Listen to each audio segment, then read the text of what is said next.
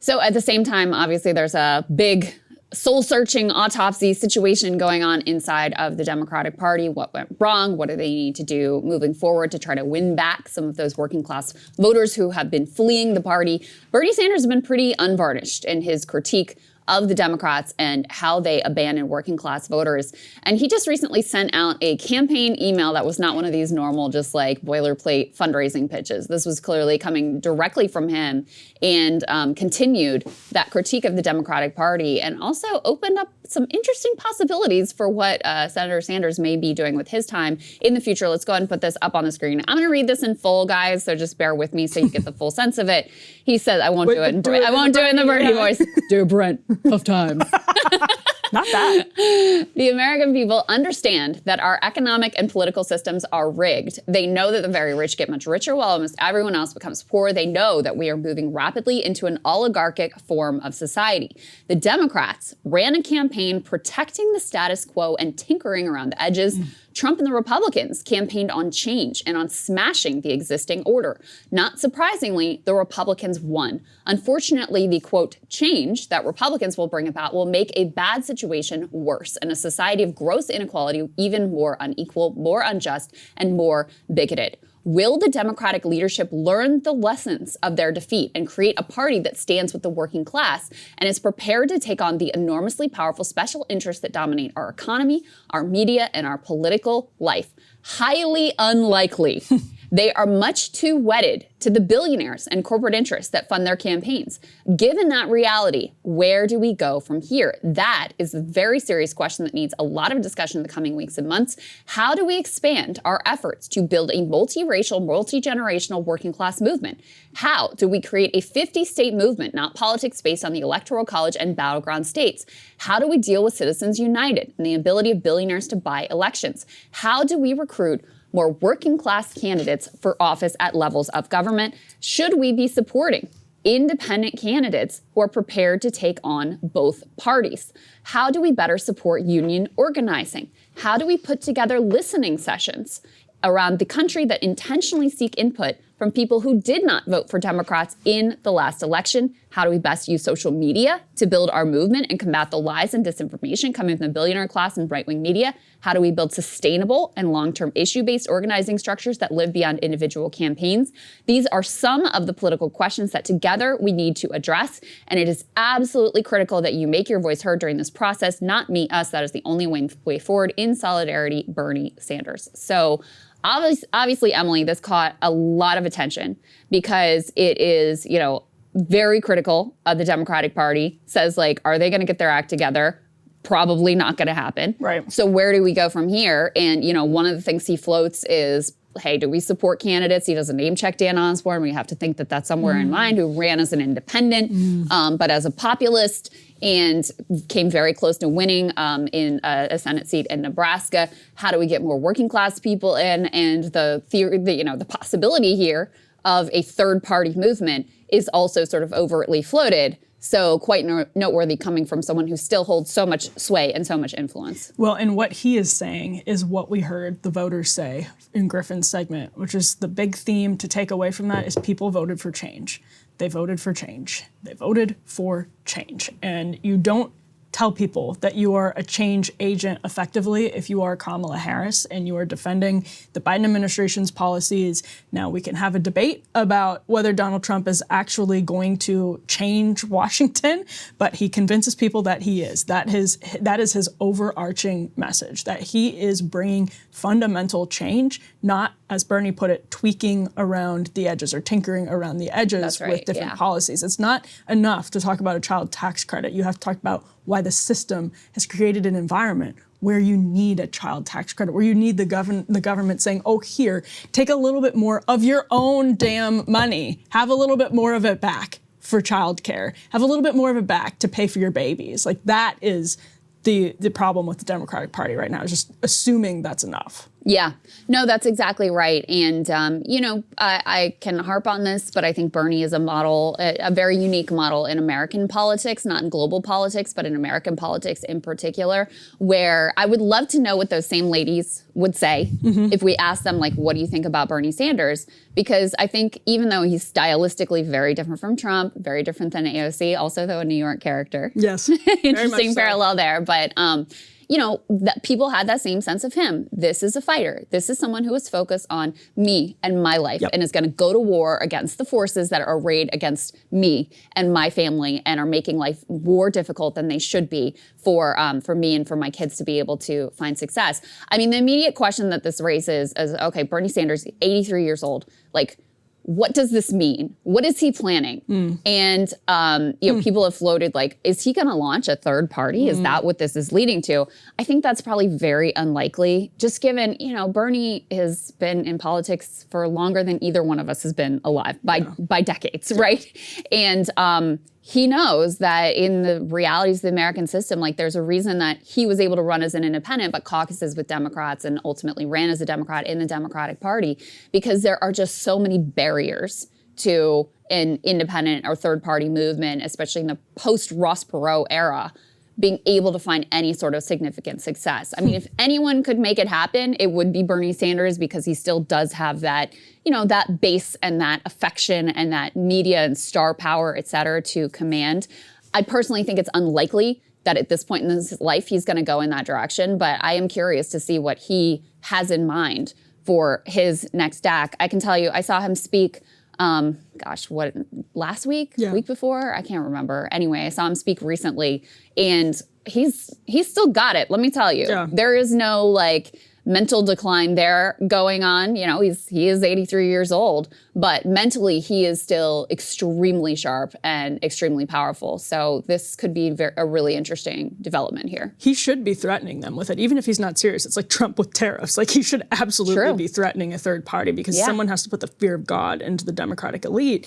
And they will, it's the same thing that Republicans are dealing with in the MAGA age, whereas Donald Trump, not so serious about draining the swamp on some issues, but the Department of Justice, he's very serious about throwing a metaphorical grenade into the Department of Justice. And so what you see is this internal battle over, people like Bernie Sanders, who are legitimately a threat to the Democratic Party establishment, Donald Trump, who's legitimately a threat to the Republican Party establishment. Even 8 years into Trumpism in the Republican Party, it is still a tug of war between the establishment, RNC type elites that say they own this party, and they'll give Trump a little here and there. They'll say nice things about him in public, but they're still going to battle for, they're going to protect their people at the end of the day. So it's obviously not easy, and it's a decade plus long process if you really want to reform the party. And who knows what happens to the Republican Party after Trump, and who knows even under Trump what happens to the Republican Party this next time around. But he's right to make the threat, because if you don't make the threat, they have no incentive to do anything, as we're about to discuss with Bill Clinton's reaction. Yes, that is exactly right. And just before I get to that, I think, on the one hand, one of the things that has always made it more difficult for a Bernie Sanders style, left populist movement to succeed is that it offers a direct threat to, billionaire and oligarchic class interests. That's central to the vision and the ideology. Trumpism is less of a direct threat. And in fact, they did quite well under Trump in the first term, and I think felt very comfortable with him going into a second term. So when you have not only the Democratic establishment forces, but sort of uniform capital class arrayed against you, that obviously creates a more challenging landscape. But on the other hand, Trump is a destroyer. This is one of the things I'm going to talk about in my monologue. And he has kind of destroyed a lot of the liberal institutions that served as a bulwark against a left populist movement. MSNBC is the primary case in point here. They were enforcers for establishment Democrats. And because liberals still had so much faith in these institutions, they were very powerful. So when they, in 2020, said, Joe Biden is the one, and that's it, You have never seen the polls shift as rapidly as they did in favor of Joe Biden to coalesce behind him to defeat Bernie Sanders in that primary after it looked like Bernie was headed to a victory after Nevada. I mean, in 2016, obviously, they were all aligned behind Hillary Clinton. That was also extremely powerful. And that institutional trust with liberals has really been broken and degraded. And the institutions themselves have really been broken and degraded. So there just isn't as much there to block some other left movement. Now, do I think that that is what's likely to unfold and that the Democratic Party is likely to be taken over by some left populist movement or third party to arise or whatever? I don't think it's likely. But there is a possibility that exists now that did not exist in the past. And I think that's what Bernie Sanders is sensing and seizing on as well, because those bulwark institutions within that protected the Democratic Party establishment have been dealt, in a sense, a devastating blow by their own malfeasance, their own failures to grapple with Trumpism and effectively defeat Trumpism, which was the central promise that they were offering. They weren't offering healthcare or wages or whatever. Their central promise was, we are going to end the Trump era. They failed. And that has really been a devastating blow for their credibility and, their institutional trust. So, it is a totally new world with new possibilities out there than there was before. They failed, and they failed even harder. I mean, this was the same moment that everyone could recognize in 2016 and 2017, and Bernie Sanders recognized it then. Yeah. I mean, you have the former Secretary of State, this huge figure for decades in Democratic politics, getting beat by the host of Celebrity Apprentice. He was hosting Celebrity Apprentice less than a year before. You know what I mean? Yeah. I guess just under 2 years before. But I mean, it should have been the wake-up call. And instead they doubled down on Russia and bigotry and blaming voters. And so they're at another one of those crossroads. And, Bill Clinton seems to be ready to go down one direction. Bill Clinton, of all people, by the way, who was sounding the alarm in 2016 about them not leaning into class politics, about his own wife's campaign not leaning into class politics and getting their clock cleaned in certain areas that should have been problematic to them. And he's ready to. I thought this answer was kind of interesting. It was a little, when I listened to it, it was a little different than what I expected from him. So let's go ahead and play this exchange with Jonathan Capehart and former President Bill Clinton, and then we can react on the other side.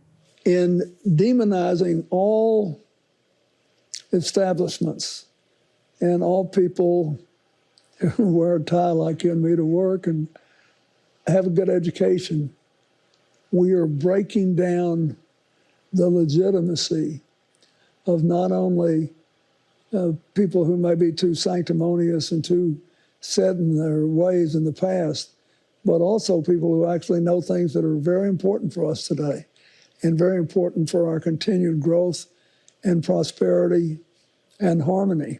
So it is a little bit of a mask-off moment there, because Bill Clinton has always positioned himself as a populist, even as he embraced an ideology that was, frankly, very technocratic. Totally. And I mean, that's really is at the core of neoliberalism, is an anti-populist sentiment of just hand it off to the technocrats and let us handle it. Yeah. And, I do think it's important that you have people who are smart and knowledgeable and know what they're doing and, have done the research and all of those sorts of things. But, here he really is aligning himself, as he in reality did in his campaign and in his political time, with the sort of, buttoned up credentialed elites. Yeah. There was another moment where Capehart asked him this question that I thought was I didn't think the question was really fair, the framing of it. He says to him, Bernie Sanders says the party wasn't progressive enough. Do you agree? Mm-hmm. And Bill Clinton first says, no, I don't agree. And they did the CHIPS Act and the infrastructure bill, and this was in red areas. But what I think Bernie's talking about is corporate power. Yeah. And on that, he basically says, I think he's right. And so it was kind of interesting to me that Bill Clinton, in a sense, kind of corrected Capehart that, his critique, and Bernie never says, the party wasn't progressive enough. Yeah. He says the party abandoned the working class and did not, fight against these oligarchic forces. And, Bill Clinton is, in his own way, sort of there's a part of that I do actually agree with. It's interesting because if you look at the policies of the Clinton administration, I mean, we talk about this all the time, what he ushered in was sort of the corporate era of the Democratic Party. Yes. And what I think is almost poetic about that is if you spend a lot of time around working class blue collar people, the point about the suit and the buttoned up thing is really fascinating because yes, like Sagar and I have talked about this before. Like it is the John Fetterman thing like irks me a lot because as much as I see him like kind of what he wears, like cosplaying as like a working class dude.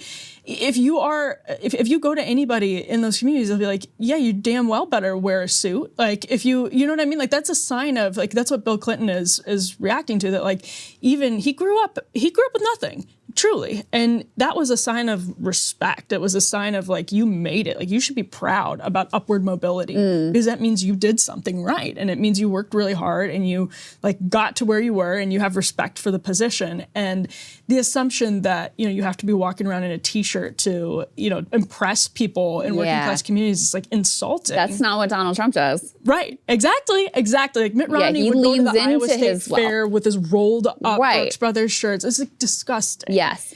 And so Bill Clinton saying that is interesting to me because it gets to this point about, I'm going to sound like we should have Ryan's Lenin book behind us, but like, class traders, where Bill Clinton comes from nothing, works really hard, and becomes very successful, becomes the president of the United States, and is now looking back at why people don't trust guys in ties, like Griffin. The answer to that is because the guys in ties sold them out. Like they came from nothing and they ushered in this era. And that's who Bill Clinton was. But they collaborated with the thing that drives me crazy about Bill Clinton. I mean, first of all, the decision to send him to Michigan and to, you know, make just insane comments about Israel and Palestine. And I mean, it just like, can we retire this man at this point? Come on. Yep. But the deeper He's problem. selling a new memoir, by the way. That's why he was on the movie tour. Interesting. Yeah. The deeper, maybe he'll come here. Wouldn't that be interesting? The deeper problem is that Bill Clinton signed NAFTA.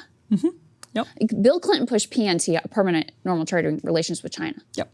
Like, you want to talk about what devastated the working class. You want to talk about what cemented the working class shift away from Democrats. You would be hard pressed to find two more consequential events in that timeline.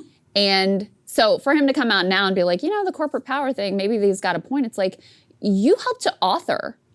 You were the primary author in a lot of ways of this era of mass inequality and rampant corporate power and monopolies. And by the way, he helped deregulate Wall Street. And by the way, he, you know, cut the capital gains rate, all giant giveaways to the wealthiest among us that spiraled inequality out of control and that decimated vast swaths of the country. Like, you were the author of that. And there's just never been any real reckoning with that. He's still treated as this like brilliant political strategist and elder statesman, et cetera. But you know, your point about like the class trader piece of the suits and the you know, the disrespect that can read as sometimes when you're trying to cosplay as working class by wearing the flannel or whatever. In that book that I've referenced a couple times, because I've found a lot of parallels to the current time, but about the Back to the Land movement in the 1970s. The hippies in this town in Vermont who had their commune, and they're doing their whole like, we reject hygiene, and our parents were these stiffs wearing suits, and we're not going to do any of that. They were trying to get a job as school bus drivers in the town. And they had maintained pretty good relations with their neighbors, and there were a lot of the people in the community were like kind of okay with it. But there was a pushback because they found out like, oh, you guys are growing weed and we don't really want you driving us. So there was this town meeting that comes to a head where they're coming in to make their case for why they should be the school bus driver for this little town. And everybody in this little town, conservative, like, you know, rural farming community, they all show up to this town meeting in their Sunday best because it's respectful.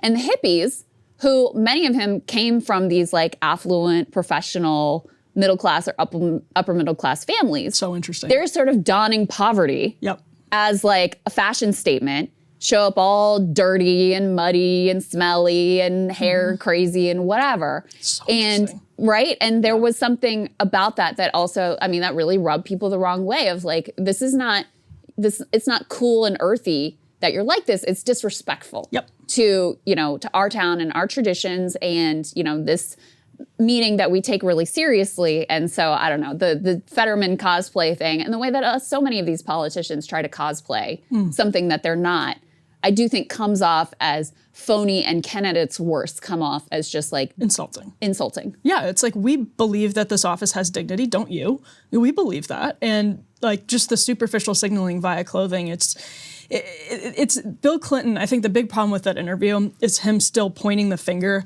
at Republicans and podcasters, that's what he's doing, pointing the finger at them for making people distrust the guys in suits instead of pointing his finger at the guys in suits for creating that distrust. That's like, right. The podcasters, well, because that would implicate him, right? Because he's the one that put those guys in suits in the place to do all of that damage. I mean, he's one of them, right? That's right. So like the guys who, and maybe Bill Clinton thought he was doing what was right. Let's just hypothetically, maybe he thought he was doing what was right, and it wasn't about serving the class that he came to be a part of. But if you are still pointing your finger at Donald Trump, the Republican Party, disinformation, podcasters, for making the American people not trust the men in suits and ties and the women in suits, not usually ties, but the professional class. If you're still pointing your finger at Republicans and podcasters and the unwashed masses for not trusting them instead of pointing the finger at yourself, you do not get it. Yeah, no, I think that's right. Hey, if you like that video, hit the like button or leave a comment below. It really helps get the show to more people. And if you'd like to get the full show ad-free and in your inbox every morning, you can sign up at breakingpoints.com. That's right. Get the full show, help support the future of independent media at breakingpoints.com.